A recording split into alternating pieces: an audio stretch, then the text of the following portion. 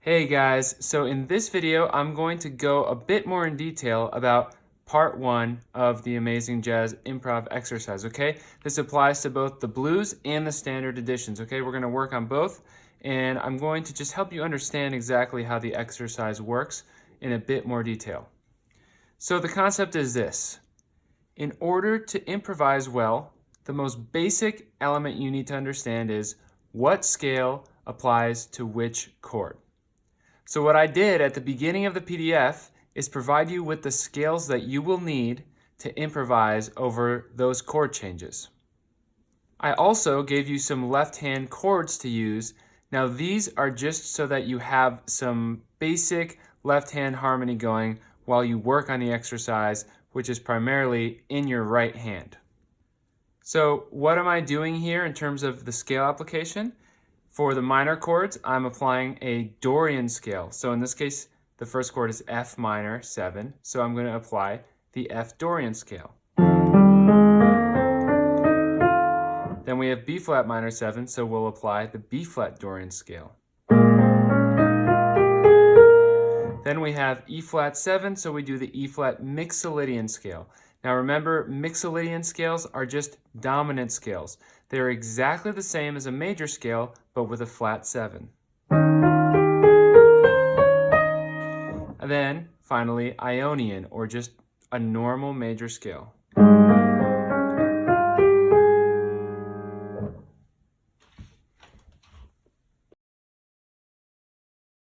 Okay, now one critical concept with this exercise is that you have to constantly play eighth notes. You're not allowed to pause, at least not in these early parts of the exercise. That means, as we're doing scales, we're not allowed to take breaks in the time. There are no rests.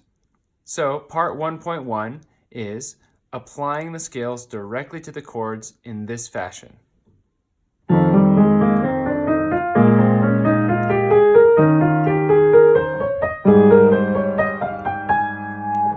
And so on. So you should be able to get through the entire form just playing those scales ascending, and then, of course, descending.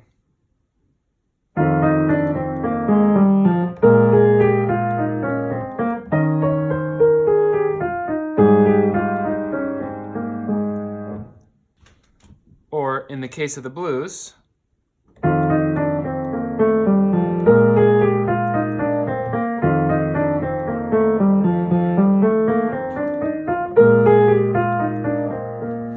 right? So with the blues, we're just using Mixolydian scales. And that right there is really the extent of part one. Why are we doing this? To get those scales under our fingers, to get the sounds of their notes and their tonalities in our ears. Because once we start connecting scales, that's when we're really going to need to start using our ears to make those connections. All right, so part two is where this exercise starts to get really interesting, okay? This is where your ear starts to connect the scales. Now, don't expect this to happen right away. This takes some practice, and that's why I've written out an entire example for you in the PDF. But this is how it works, okay? What we're going to do is we're going to connect the scales, again, without breaking our stream of eighth notes. However, we're not allowed to jump back to the beginning of the scale to make that connection. Instead, what we have to do is find a note, either going down or up, that is from the next scale. Let me show you what I mean. All right, let's take these two chords, F minor 7 to B flat minor 7. So our scales are F Dorian and B flat Dorian. So if we go up our F Dorian scale,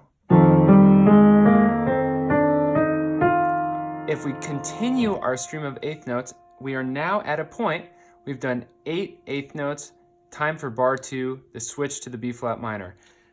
We need to either go up or down to a note from the B flat Dorian scale, okay?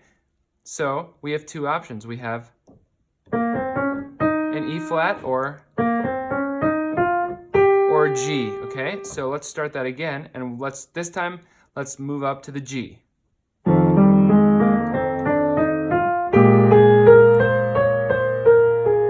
So I just continued the B flat Dorian scale, okay?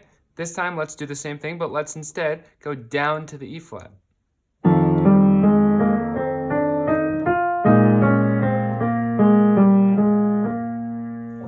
Cool. So the concept is, whenever we get to the end of a bar or the end of a chord and we have to switch to the next chord, we also have to switch the scale by going to a note from that scale. Now, of course, we can get more and more creative with this. I want you to work on this until you can flow freely without stopping your eighth notes, connecting the scales in an instant. Let me give you another example.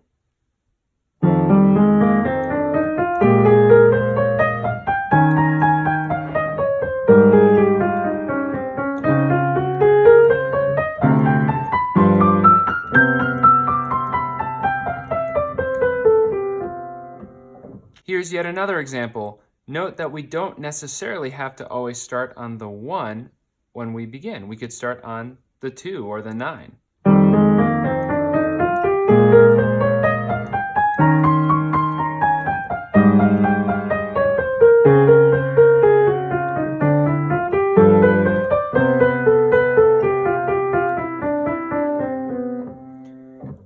So you can get creative by moving between ascending and descending motion, just like I was there.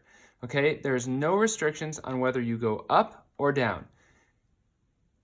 The challenges are finding the right fingerings as you move around and connecting the scales in your ear. And after you've mastered part 2, you will be more than ready to work on these following parts of the exercise. Now, after you master part 2, you should have those scale connections in your ear, and you can really start now moving into improvisation that sounds more authentic. So once you've mastered parts 1 and 2, honestly, moving to parts 3 through 6 is actually a lot easier. So for part 3, what we're going to do is actually now start removing restrictions.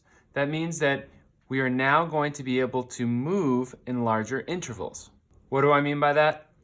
Well, so far we've only been moving in half steps or whole steps in the scales.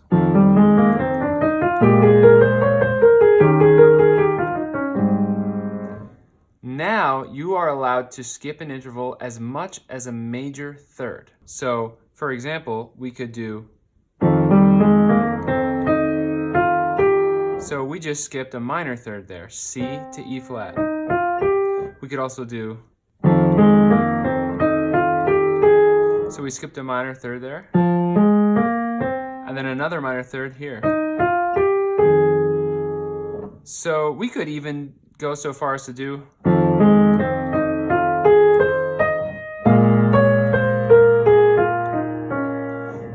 Now, I recommend that you start simple, only skipping those intervals every once in a while.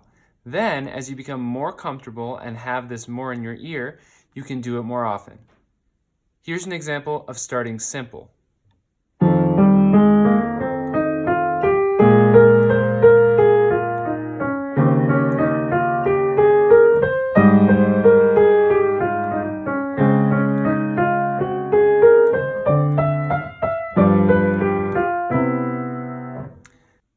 And now here's an example of getting a bit more complex and free, using those intervals really to your advantage to form melodic lines.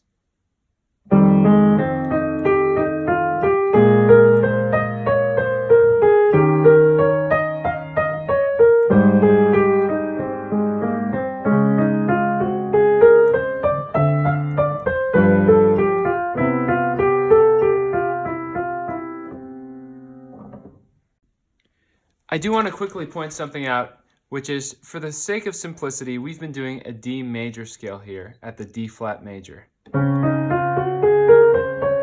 But it would actually sound a lot better to do a D flat Lydian scale there. Lydian is a major scale, but with a sharp 4, so it sounds like this.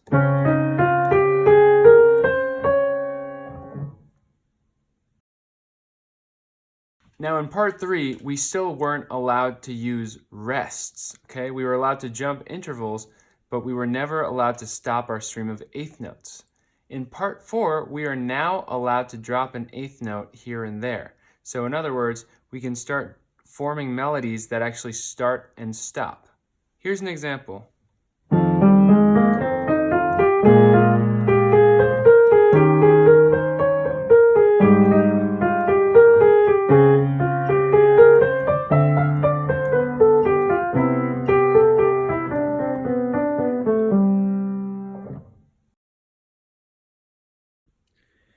In part 5, we are getting even less restricted. Now we are allowed to use triplets and even 16th notes. That means we can do lots of cool little jazz-like embellishments if we want.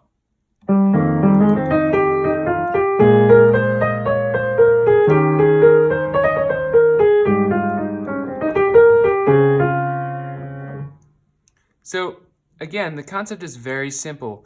Each part gives us a bit more liberty. Now the challenge is in improvisation, the more liberty you have, the more vocabulary you need to have, and the more you need to have in your ear.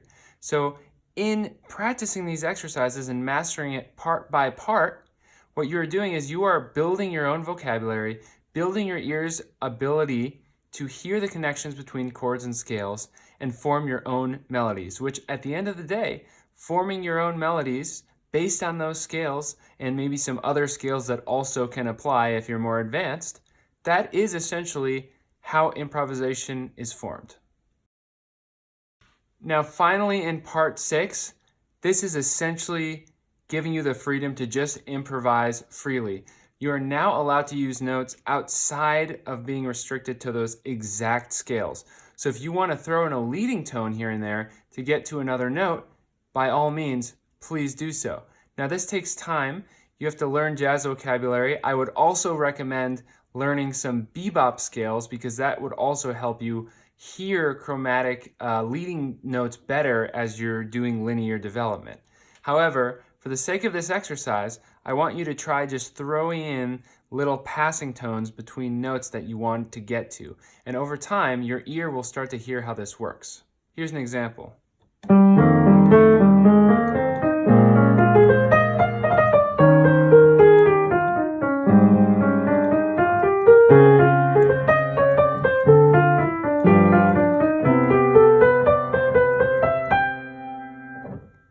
As you can see, at this point, it's really starting to sound like classic improvisation.